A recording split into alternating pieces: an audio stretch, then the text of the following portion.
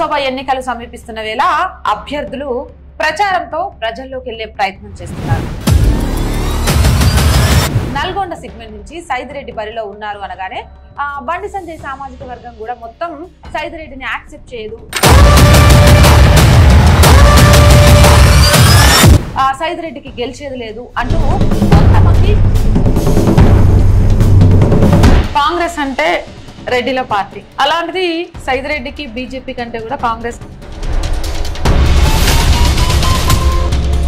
కాషాయ పార్టీని ఎందుకు కప్పుకోవాల్సి వచ్చింది? అంటే ఒకటి, నేను చిన్నప్పటి నుంచి కాంగ్రెస్ ఓటేయలేను. నేను వచ్చింది అసలు ఫస్ట్ కాంగ్రెస్ అంటే ఫ్యూడల్ వ్యవస్థ. తెలంగాణలో కేసీఆర్ ప్రభుత్వం మోసం చేసేసింది ప్రజల్లో. కాంగ్రెస్ ప్రభుత్వం కూడా నిరుద్యోగ భృతి అని చాలా మాట చెప్పి యువతను మళ్ళీ మోసం చేసింది. సైదిరెడ్డి చెప్తే చేస్తాడని. ఇంకో విషయం, నల్గొండ అంటే కోమటిరెడ్డి బ్రదర్స్ అడ్డా. కోమటిరెడ్డి బ్రదర్స్ అంటే వాళ్ళు ఏం మాట్లాడతారో వాళ్ళకి తెలియదు అంటారు. రేపు ఎట్టి పరిస్థితి అడ్డాలు గిడ్డాలని పోవాల్సిందే. రేపు ఎట్టి పరిస్థితుల్లో నల్లగొండలో కాషాయ జెండా ఎగరాల్సిందే. మీరు కూడా రాముడిని అడ్డం పెట్టుకుని ఓట్లు అడుగుతున్నారా? రాముడు కోసం ఓటు వేయాల్సిందే.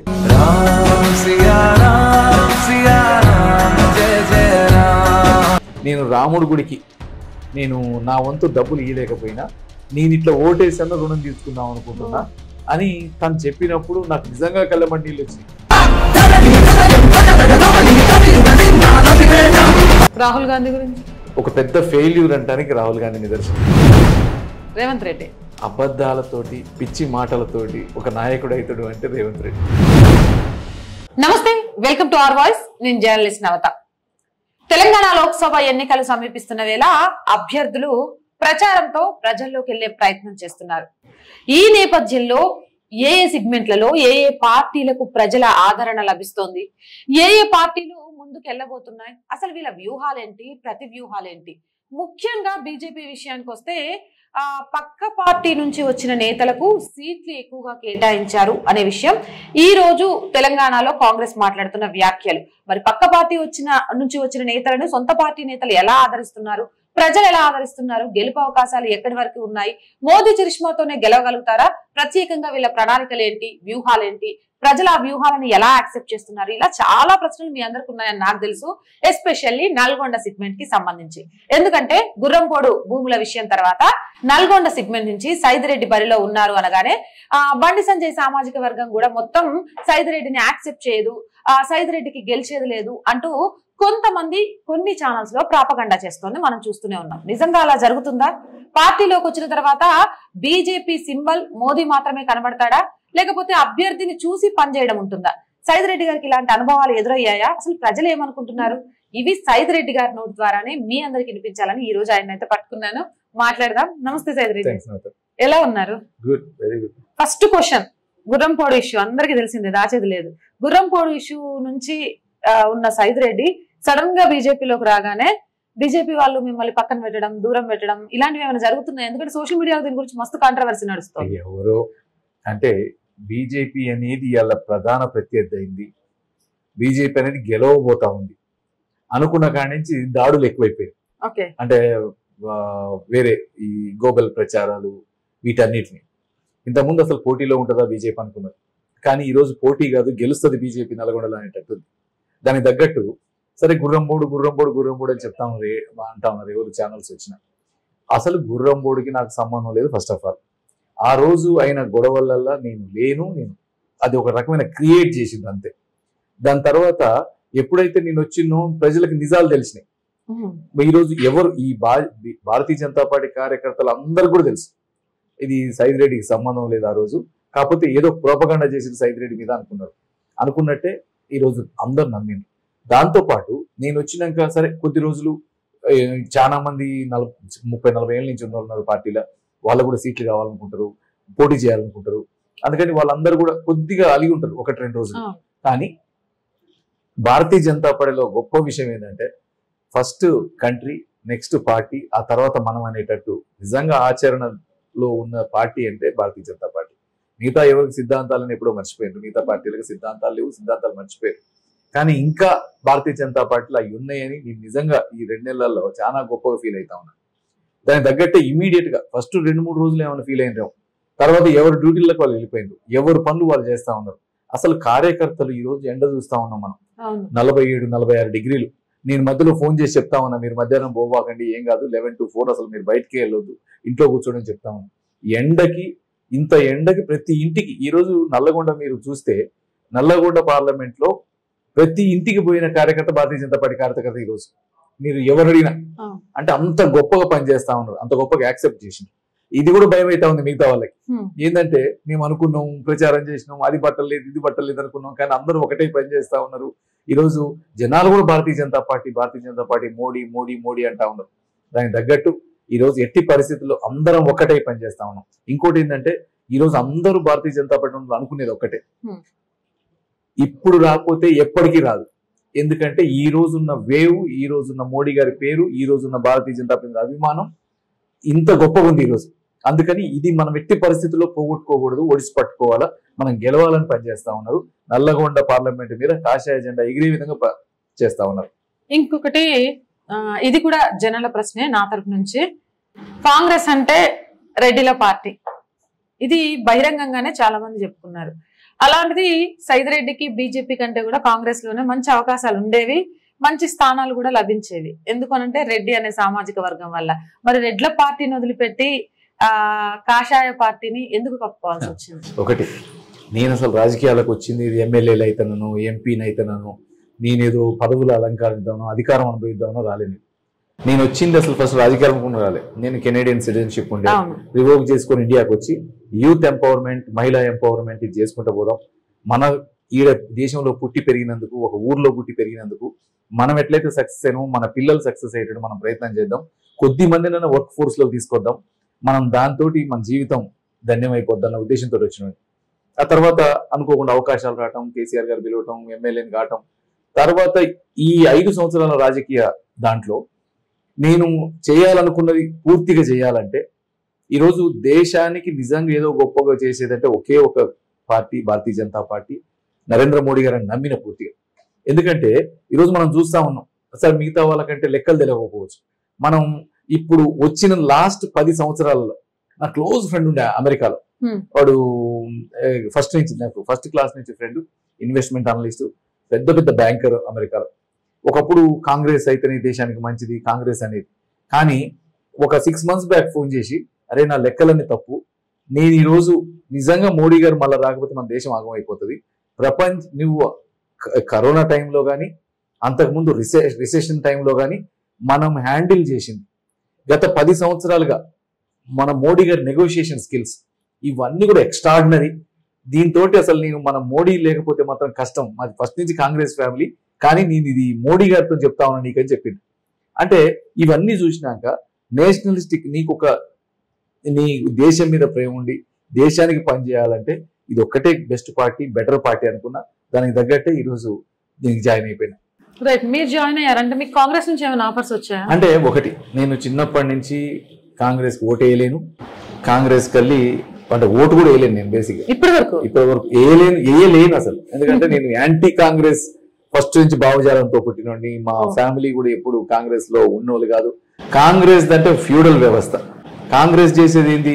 ఈ రోజు కాంగ్రెస్ చేసే అభివృద్ధి ఏదన్నా కనపడ్డదా? 70 ఏళ్ల స్వాతంత్రం వచ్చి ఇన్నాళ్ళు అధికారంలో ఉండి ఇవి ఎంతసేపటికి పిల్లల్ని బాగు చేసుకోవటం, మన వాళ్ళని బాగు చేయటం, ఇంకొక 50 ఏళ్ళకి సరిపోయి సంపాదించడం, తెల్ల బట్టలు వేసుకొని తిరగటం, జనాలకు అందుబాటులో లేకపోవడం తప్ప ఈ దేశానికి చేసింది ఏం లేదు వాళ్ళు. అందుకని నేను అనుకుంటా, ఎట్టి పరిస్థితుల్లో ఈ కాంగ్రెస్ ముక్త్ భారత్ ఏదైతే వాజ్పేయి గారు అన్నారో ఆ ముక్త్ భారత్ కావడానికి నా వంతు ప్రయత్నం కూడా నేను చేయాలి నాకు ఖచ్చితంగా. లేకపోతే ఈ దేశం బాగుపడదు.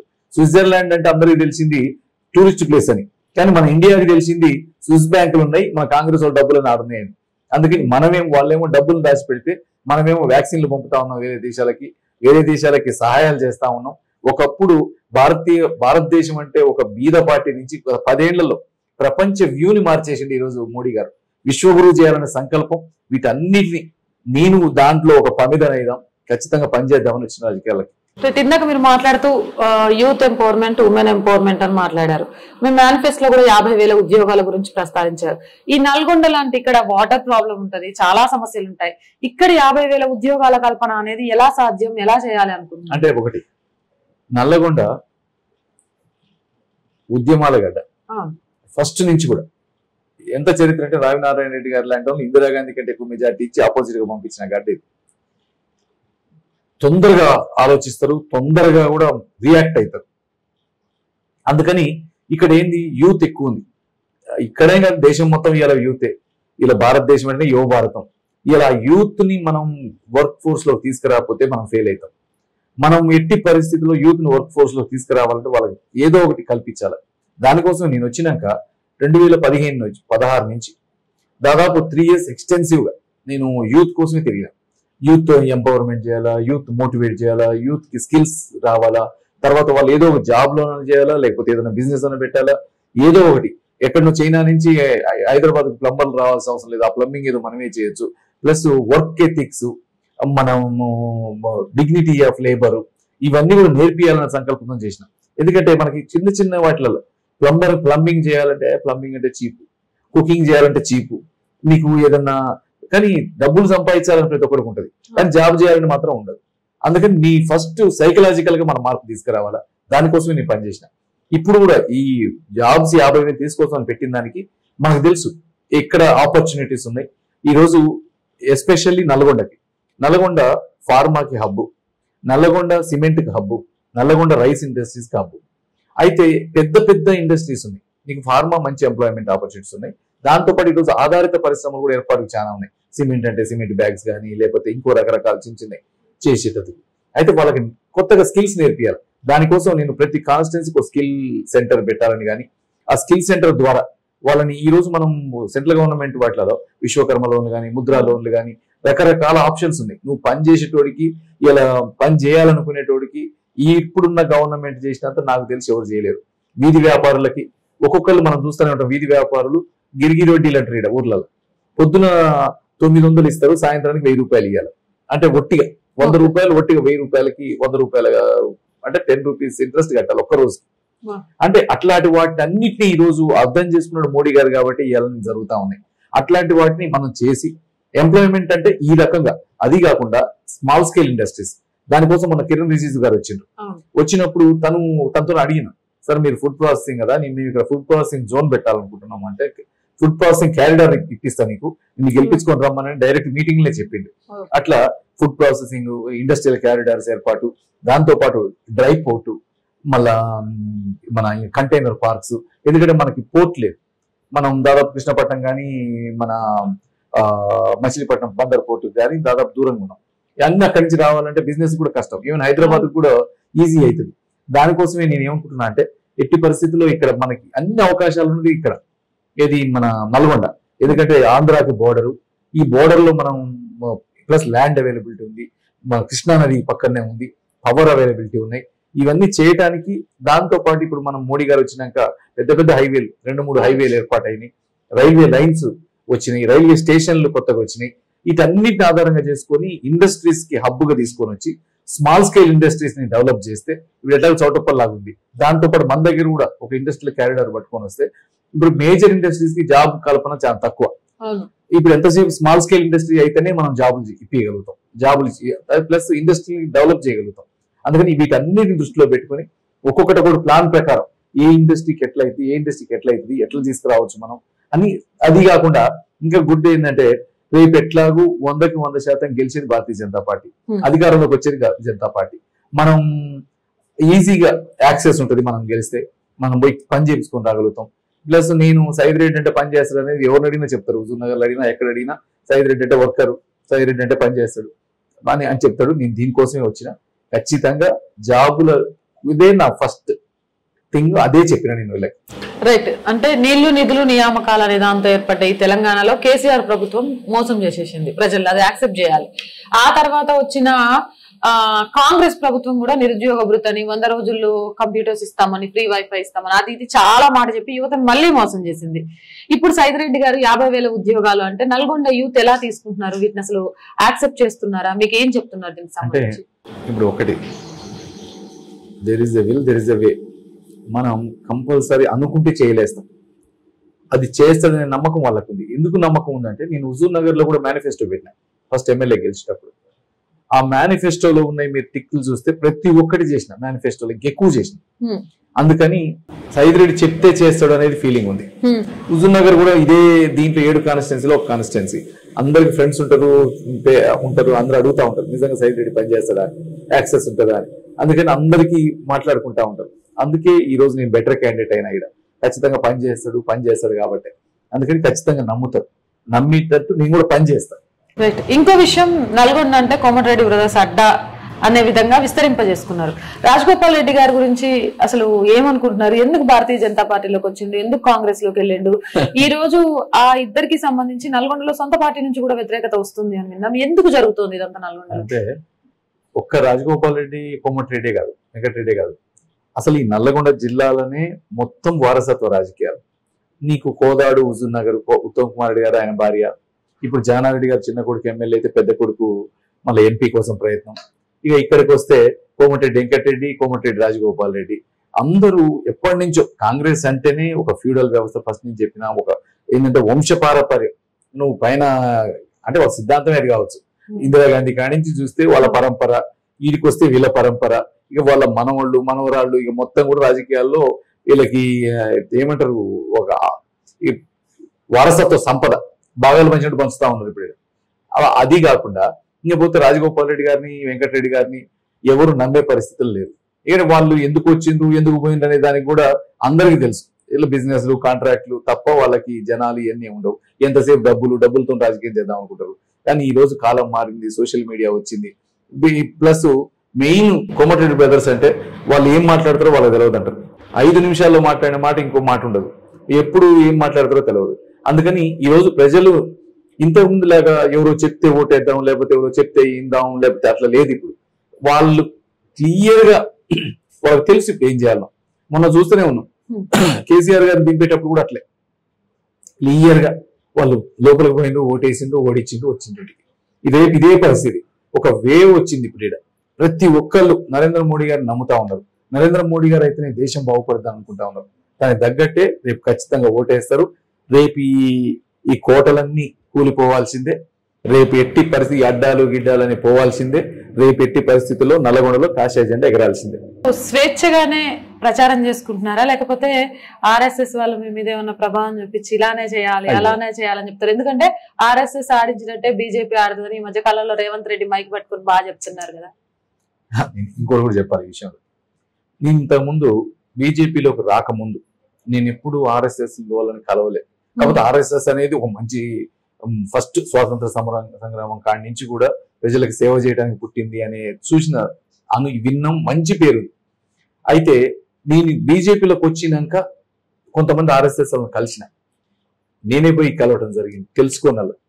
కానీ వాళ్ళు చేస్తున్న సేవలు చూసినాక అసలు డిఫరెంట్ వింగ్స్, చాలా మంది జీవితాలు దేశం కోసం అర్పించారు. చాలా మంది అసలు ఫుడ్ వండుకునే పరిస్థితి కూడా లేదు.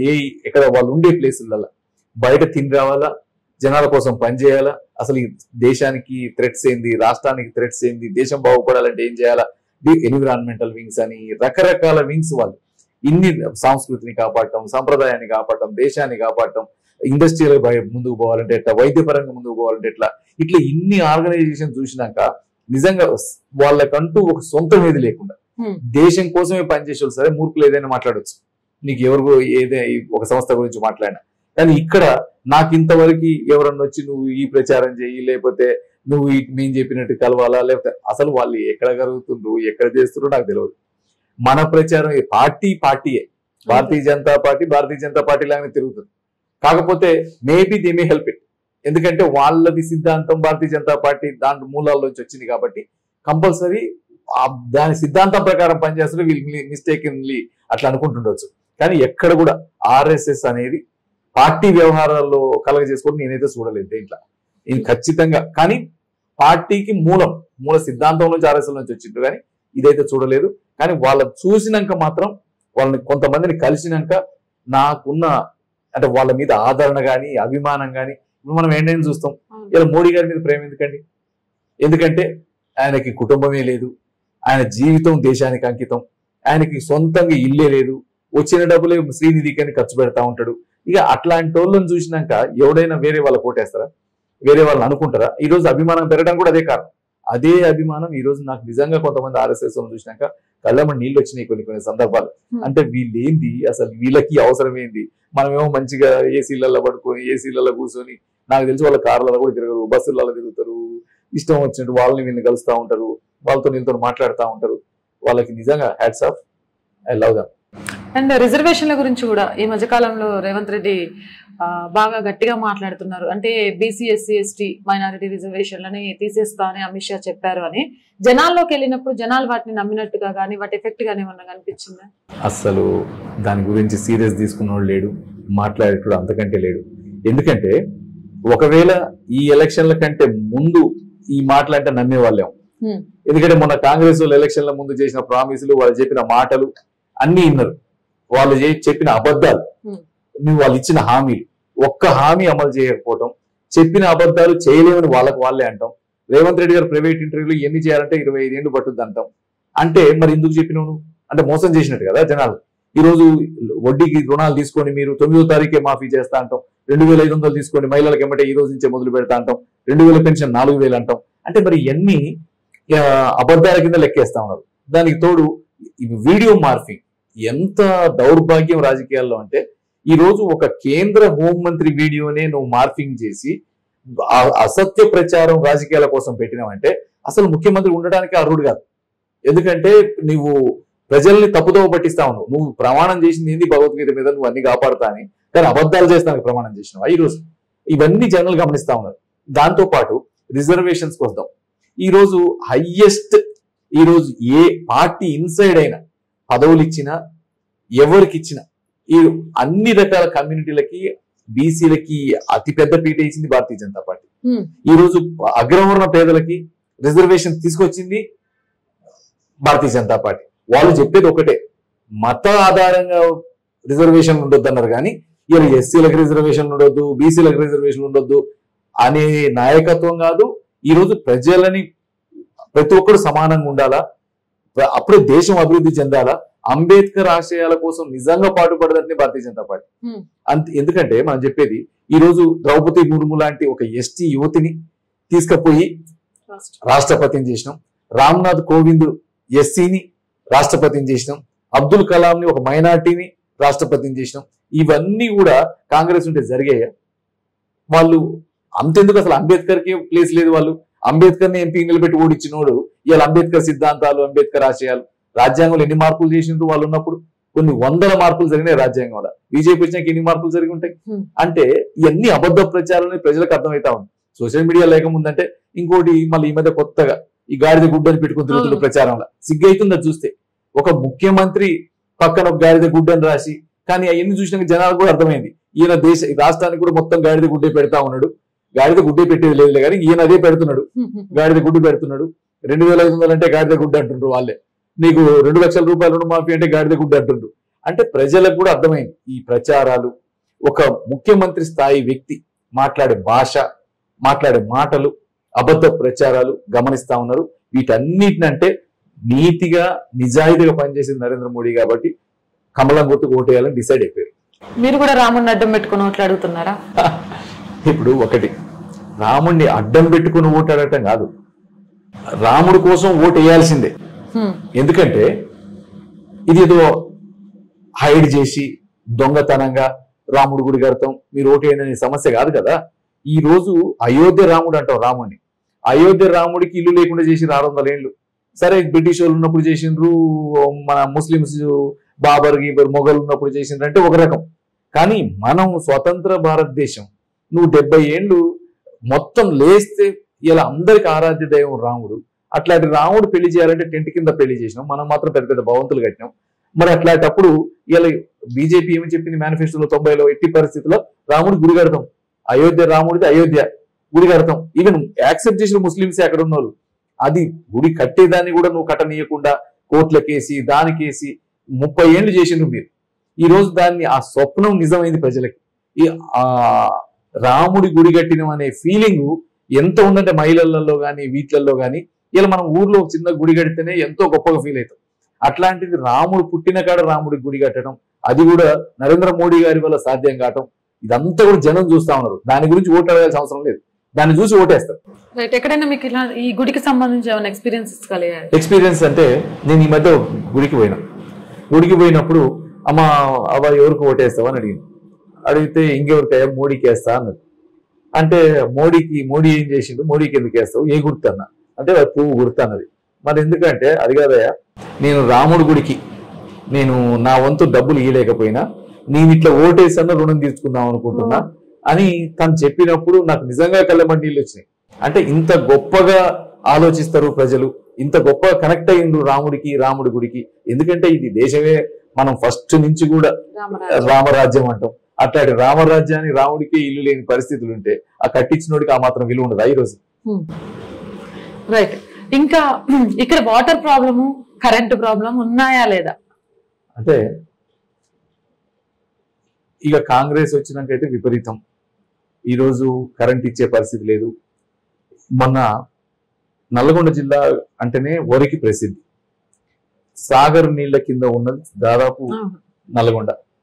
అట్లాంటిది మొన్న దాదాపు 1000 ఎకరాలు లాస్ట్ 15 రోజులు తడందకి ఎండిపోయినాయి. దానికోసం బీజేపీ తరఫున సత్యాగ్రహాలు చేసినాం. మీరు నీళ్ళు ఒక్క తడి ఒక పంట కన్నా నీళ్ళు ఇవ్వండి, ఒక్క తడి ఇవ్వండి అని. దానికి నీళ్ళు ఇచ్చిండ్రు కానీ మనకి ఇయలే, ఖమ్మానికి ఆంధ్రాకి పంపించిండ్రు. ఎంత ఘోరం అంటే ఇక్కడ పోలీస్ పహారాలు ఎస్పీ దగ్గర నుంచి కలెక్టర్ దాకా కాలువ మీద అటు ఇటు నిలబడి లోకల్ పంచాయతీ సెక్రటరీ నిలబెట్టి మళ్ళా పక్క నుంచి మోటార్లు పెట్టి తీసుకుంటారేమోనని జనాల్ని పోలీసులను పెట్టించి నీళ్ళన్నీ అక్కడ పంపించిండ్రు. మేము ఆ రోజు మునగాల దగ్గర కాలువ దగ్గర పోయినాం. 2 రోజుల్లో మాకు తాగునీళ్ళని ఇవ్వకపోతే మాత్రం పగలగొడతాం అంటే 2 రోజులు తాగునీరు మొదలు పెట్టిండ్రు, మళ్ళీ వెంటనే బంద్ చేసిండ్రు. అంటే అసలు ఇక్కడ మంత్రులు మళ్ళా సాగునీటి శాఖ మంత్రి ఇక్కడ, కానీ వాళ్ళు ఒక ప్రిపరేటరీ మీటింగ్ లేదు. ఏమని రైతులు ఆరుదడి పంటలు వేసుకోండి లేకపోతే నీళ్లు ఇయ్యలేము అని చెప్పేది లేదు. ఒక్కొక్కరు 25,000 రూపాయలు ఎకరానికి పెట్టుబడి పెట్టినాక నువ్వు పంటలు ఇయ్యకపోతే పరిస్థితి ఏంది? కొన్ని లక్షల కోట్ల రూపాయలు బేసిక్ గా నష్టపోయింది. ఈరోజు ఆ నష్టపరిహారం గురించి మాట్లాడిన లేడు, రైతుల గురించి మాట్లాడింది అసలు లేదు. ఇక సాగునీళ్ళు అంటే మర్చిపోయారు. ఫస్ట్ టైం చెరువులు మొత్తం 90% చెరువులు ఎండిపోయినాయి. రేపు ఇదే పరిస్థితి ఉంటే బెంగళూరు లాగా నాకు తెలిసి మనం మేలో ఈ నెలలో కానీ జూన్ కొద్దిగా వర్షాలు లేట్ అయితే మాత్రం నీళ్లు స్నానం చేసేది కూడా 2-3 రోజులు ఉండకపోవచ్చు. ఫోన్ ట్యాపింగ్ వ్యవహారం కూడా తెలంగాణను ఒక రేంజ్ లో ఇప్పుడు మాట్లాడుకుంటున్నారు. ఫోన్ ట్యాపింగ్ మీద ఇగో అరెస్ట్లు అవుతాయి, అగో అరెస్ట్లు అవుతున్నాయి అని చెప్తున్నారే కానీ కావట్లేదు. కేసీఆర్ కోసమే చేశాను అని చెప్పేసి అక్కడ పోలీస్ ఆఫీసర్స్ చెప్తున్నా అడుగు ముందుకెట్లే. అండ్ ఎస్పెషల్లీ మీ నల్గొండ జిల్లాకు సంబంధించి ఒక్క కానిస్టేబుల్ ఫోన్ ట్యాపింగ్ ద్వారా 40 మంది ఆడవాళ్ళ మీద అత్యాచారం చేసినారు. ఇంత పెద్ద కేసు గురించి ఎందుకు పట్టించుకోవట్లేదు, మాట్లాడట్లేదు? ముఖ్యమంత్రి స్థాయిలో ఉండి మీరు అన్నట్టు గాడిద గుడ్డు పట్టుకొని తిరగడము లేకపోతే మార్ఫింగ్ వీడియోల గురించి ప్రచారం చేయడమే కానీ దీని గురించి ఏ సభలో ఎందుకు మాట్లాడట్లేదు? అంటే వీళ్ళు అధికారం కాపాడుకోవడానికి ఏ ప్యాక్ట్ అయినా పెట్టుకోవడానికి సిద్ధంగా ఉంటారు. కాంగ్రెస్ అయినా బీఆర్ఎస్ అయినా ఈరోజు నిజంగా ఫోన్ ట్యాపింగ్ అనేది భయపడతా ఉన్నారు ప్రతి ఒక్కరు. రేపు మనం కావచ్చు, మన పిల్లలు కావచ్చు, మన ఫ్యామిలీస్ కావచ్చు. ఇది కొన్ని న్యూస్ ఇంటుంటే భయం అవుతుంది. అంటే మీ ఎమ్మెల్యేల వైఫ్లు ఫోన్లు, ఎమ్మెల్యేల పిల్లల ఫోన్లు ట్యాపులు చేసిండ్రని, దాంతో పాటు దగ్గరనే ఆఫీసులు పెట్టిండ్రని, ఎక్కడికి పోయినా ఈవెన్ అన్ని చోట్ల, ఈవెన్ నల్గొండలో మొన్న వచ్చిన న్యూస్ అయితే భయం అయ్యేటట్టుంది పిల్లలకి, తల్లిదండ్రులకి బేసిక్ గా. ఎందుకంటే 40 మంది అమ్మాయిలు వాళ్ళు మాట్లాడుకునే ఫోన్లని ట్యాప్ చేసి వాళ్ళని భయపెట్టి ఈ రకంగా చేస్తే ఇది ఖచ్చితంగా ఇది ఏ పార్టీ చేసినా మంచిది కాదు. దీని మీద ఎట్టి పరిస్థితిలో చర్య తీసుకోవాల్సిందే. దీన్ని ఇమీడియట్ గా అసలు సిబిఐకి ఒప్పచెప్పాలా. ఎందుకంటే ఇది ఈ గవర్నమెంట్ల మీద నమ్మకాలు ఉండవు. ఎందుకంటే ఒకరికొకళ్ళు నీకేంది నాకేంది, నీ మీద తీసేస్తా నా మీద తీసేస్తా అనుకునే తత్వాలు ఉండొచ్చు ముందు. అందుకని ఎట్టి పరిస్థితుల్లో దీన్ని ఒక జాతీయ సంస్థకు ఒప్పచెప్పాలా. ఇట్లాంటిది మళ్ళీ ఇంకొక రాష్ట్రంలో ఇంకొకళ్ళకి అన్యాయం జరగకుండా తీసుకోవాల్సిన అంశం ఇది. రైట్. సైదిరెడ్డి అంతిమ లక్ష్యం ఏంటి? ఒకటే, నేను ప్రాణం ఉన్నంత వరకు ప్రజలకు పనిచేయాలా, నా ద్వారా నా ఏరియా డెవలప్ చెందాలా, మా పిల్లలకి ఉద్యోగాలు రావాలా. నేను ఈ రకంగా అయితే ఒక చిన్న ఊరు నుంచి ఈడి దాకా రాగలిగినో అందరూ ఒక మంచి స్వప్నంతో రావాలా. నల్లగొండ జిల్లా అన్నిటికీ అంటే ఒక అభివృద్ధి చెందిన జిల్లాగా నల్లగొండ పార్లమెంట్ నెంబర్ 1 పార్లమెంట్ లాగా అభివృద్ధి చేసేంత వరకు విశ్రమించాం. ఖచ్చితంగా పనిచేస్తాం, యువతతో పనిచేస్తాం, అందరితో కలిసి పనిచేస్తాం. ఇంకొకటి, మోడీ గారి ఆశీర్వాదంతో బేసిక్ గా జాయిన్ అయినాక 3 రోజుల్లోనే మోడీ గారిని కలవటం, మోడీ గారితో షేక్ హ్యాండ్ ఇవ్వటం, మోడీ గారి దగ్గర కూర్చొని మాట్లాడటం, ఆ పాజిటివ్ ఎనర్జీ తోటి ఎంతవరకైనా పనిచేస్తామనే ఆశ కల్పించిన మోడీ గారి తరఫున ఖచ్చితంగా అవిశ్రాంతంగా పనిచేస్తాం. గెలుపోటములను ఎలా చూస్తారు సైదిరెడ్డి? ఒకటి, రాజకీయాల్లో గెలుపోవడం సహజం. నేను ఫస్ట్ టైం ఓడిపోగానే తెల్లారే మళ్ళీ జనంలోకి వెళ్ళిపోయినా. ఎందుకంటే మనం ఉన్నాం, మనం చేసేది పదవులు వస్తాయి పోతాయి. ప్లస్ సైదిరెడ్డి ఎమ్మెల్యే లేకముందు ఎట్లుండో ఎమ్మెల్యే తర్వాత అట్లే ఉన్నాడు, రేపు అట్లే ఉంటాడు. అందుకని పదవి అనేది అసలు గెలుపోవడం అనేది ఒకటే కదా గెలిచేది. అది 20 మంది పోటీ చేసినప్పుడు ఆ ఒక్కటి చేసినప్పుడు మనమైతే రాజకీయాల్లో ఉన్న వాళ్ళం, జనాల మధ్య ఉన్న వాళ్ళం, మళ్ళీ ఇట్లే ఉంటాం. సైదిరెడ్డి చేతిలో ఉన్న వజ్రాయుధం ఏంటి రేపటి ఎన్నికల కోసం? ఒకటి, నరేంద్ర మోడీ గారు. 2, నేను పనిచేస్తా, ఖచ్చితంగా పనిచేస్తాడనే నమ్మకం ప్రజల్లో కూడా కలిగింది. ఎందుకంటే మాట్లాడుకుంటూ ఉంటారు, పని చేయడానికే వచ్చినాం. 3, యువత కోసం రాజకీయాల్లోకి వచ్చిండు, యువతకి ఒక పెద్దన్నలాగా తోడుంటాం. కృష్ణానదిని జీవనదిలాగా మార్చేటందుకు నదుల అనుసంధానం కోసం ప్రయత్నం చేస్తాం. కాబట్టి మీరు ఆలోచించండి, 100కి 100% మిగతా వాళ్ళలాగా వారసత్వం పేరు చెప్పో, తండ్రి పేరు చెప్పో, తమ్ముడి పేరు చెప్పో రాజకీయాలకు వచ్చినని కాదు. మీలాగా ఒక చిన్న కుటుంబం నుంచి అందరికి ఆదర్శంగా ఉండాలని రాజకీయాలకు వచ్చిన వాళ్ళం. కాబట్టి ఓటేయాలి. మీకు రాజకీయాల్లో ఆదర్శవంతంగా కనిపించే రోల్ మోడల్ ఎవరు? నాకు అదే చాలా మంది రోల్ మోడల్స్ ఉన్నారు. చాలా మంది హిస్టరీలు చదివినప్పుడు నాకు చిన్నప్పుడు మా నాన్న కమ్యూనిస్ట్ భావాలు ఉన్నాడు. కానీ మా నాన్న నాకు పెద్ద అయినాక చెప్పేది, నాన్న నువ్వు వాజ్పేయి లాగా ఉండాలి నాన్న, ఈ మన అవసరం చాలా ఉంది ఈ దేశానికి, మన వాళ్ళు హాస్పిటల్కి కూడా పోలేరు, ఎంఆర్ఓ ఆఫీసులకు పోలేరు, వాళ్ళందరికీ మనం ఒక ఊతకర్రలాగా పక్కన ఉండాలా, ఎవరో ఒకళ్ళు అయితే చేయాలా, దానికి మనలాంటి వాళ్ళు చేయాలని చెప్పేది. అందుకని ఫస్ట్ ఆదర్శం మా ఫాదరే. ఎందుకంటే అంత గొప్పగా ప్రజల కోసం పనిచేసినవాడు. తర్వాత వాజ్పేయి గారు అయితేంది, నరేంద్ర మోడీ గారు అయితేంది, అందరిని ఆదర్శంగా తీసుకొని, మంచిని ఆదర్శంగా తీసుకొని పనిచేస్తారు. Right, last 5 rapid fire questions. Modi గురించి ఒక మాటలో. మోడీ గురించి ఒక మాటలో చెప్పలేస్తావు అంటే నిజంగా మన కోసం నేను నిన్ననే వస్తా ఉంటే ఒక పాట వస్తా ఉండే, మన కోసమే బతికే జననేతకు మనం తప్ప ఇంకెవరున్నారురా, మనమే సైన్యమై కదలాలిరా అని మోడీ గారి గురించి ఒక పాట వింటే నిజంగా 24 గంటలు మన కోసం ఆలోచించి తనకంటూ ఏం లేకుండా మన కోసం పనిచేసే ఆ నేత కోసం మనందరం కదిలి రావాలి. దేశ ప్రగతికి మనం అంతా ముందుండి నడిపించాలి. రాహుల్ గాంధీ గురించి? ఇంకా రాహుల్ గాంధీ గురించి నేను చెప్పినా జనం చెప్పినా సరే అందరేం పప్పు అంటారు, పప్పుకి మీనింగ్ నాకు తెలియదు. కానీ ఒకటి, తనకి ఇంట్రెస్ట్ లేకుండా ప్లాంట్ చేసి రాజకీయాల్లోకి తీసుకురావాలంటే ఒక పెద్ద ఫెయిల్యూర్ అంటానికి రాహుల్ గాంధీ నిదర్శనం. అది మిగతా వాళ్ళకు కూడా, నీకు రాజకీయాల్లో రావాలన్నా ఏది చేయాలన్నా నీకంటూ ఒకటి ఉండాలి. అట్లా కాకుండా ఎవరో తీసుకొచ్చి పెడితే రాహుల్ గాంధీ అవుతాడు.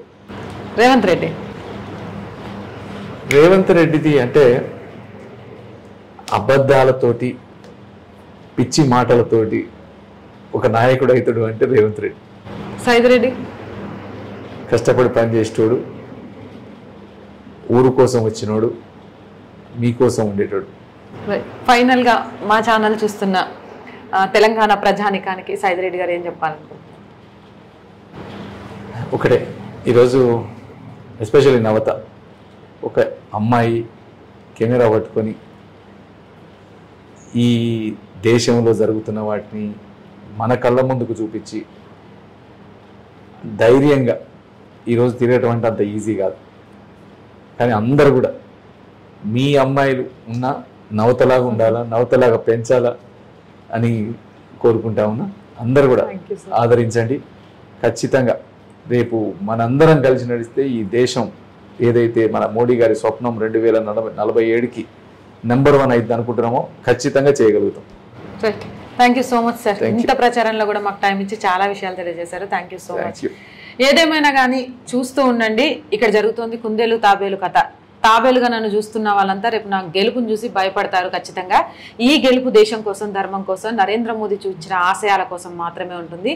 50,000 ఉద్యోగాలను ఇచ్చి చూపిస్తా, మాట ఇచ్చిన నాయకుడిని మీరు చూశారు, మాటను నెరవేర్చిన నాయకుడిని మీరు చూడబోతున్నారు. భారతీయ జనతా పార్టీ గురించి బయట ఉండి మాట్లాడటం వేరు, ఆ పార్టీలోకి వచ్చి ఆ పార్టీ గురించి తెలుసుకున్న తర్వాత మాట్లాడటం వేరు. భారతీయ జనతా పార్టీ విలువలు కలిగిన పార్టీ. ఆ పార్టీకే తెలంగాణ ప్రజలు పట్టం కడతారు. నల్గొండలో కాషాయ జెండా ఎగరడం పక్కా అనే విషయాన్ని చెప్తున్నారు. చూడాలి, మరొక వారం రోజుల్లో ఎన్నికలున్నాయి. ఏదేమైనా కానీ ఓటు అనేది రాజ్యాంగం మనకు కల్పించిన హక్కు. కాబట్టి ప్రతి ఒక్కరు పోలింగ్ బూత్ కు వెళ్ళండి, ఖచ్చితంగా మీ ఓటు హక్కును వినియోగించుకోండి. ఎవరికి ఓటేస్తే మీ భవిష్యత్తు, మీ పిల్లల భవిష్యత్తు అంధకారం కాకుండా ఉంటుంది అనేది ఆలోచన. ఓటును ఒక హాలిడే లాగా కాకుండా ఒక రెస్పాన్సిబిలిటీ డే లాగా తీసుకోండి. సాయంత్రం 6 గంటల వరకు కూడా పోలింగ్ సమయాన్ని పెంచడం జరిగింది. సో ఆటో అన్నలకు ఒక చిన్న రిక్వెస్ట్ ని ప్రతి వీడియోలో చెప్తున్నా, మీకు తెలంగాణలో ఆటో డ్రైవర్లకు అన్యాయం జరిగింది అని భావిస్తున్నారు. సరే, అన్యాయం జరిగినా న్యాయం జరిగినా ఆ ఒక్క రోజు ప్రజల కోసం ఆటో నడపండి. మీరు మీ కాలనీలో ఉన్న పెద్దవాళ్ళని, వయసులో చిన్నపిల్లల తల్లుల్ని ఆటోలో తీసుకెళ్లి పోలింగ్ బూతుల దగ్గర ఓటు వేయించండి. ఇది భారతదేశానికి మీరు చేస్తున్న సహకారంగా భావించండి. ఎందుకంటే ఎప్పుడైతే పోలింగ్ పెరుగుతుందో అప్పుడు ఒక నిజమైన నాయకుడు, ప్రజలు కోరుకున్న నాయకుడు ప్రజాస్వామ్యంలో అడుగు పెట్టగలుగుతాడు.